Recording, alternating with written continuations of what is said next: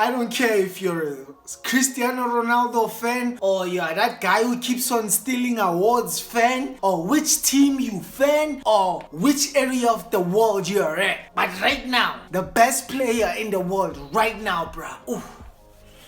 I'm a Manchester United fan, but I'm gonna tell you this for a fact. Ooh, this boy is the coldest and the best player right now in the world. I don't care who you fan. I don't care which team you support. Name a player on that team right now, currently. I don't care about Mo Salah. Don't tell you about Mo Salah, bro. Like, Cole Palmer carries a team like this. Don't tell me about Salah. Salah has your Arnold, your whatnots. Nah, bro. Cole Palmer, bro.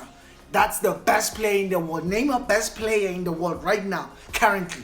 On form, better than Cole Palmer. 33 goals, bruh. 17 assists. Nah, come on, bruh. I'm sure wherever Pep Guardiola is at right now, come on, it's calm, bruh. Come on. Name any player better than this boy, bruh, right now.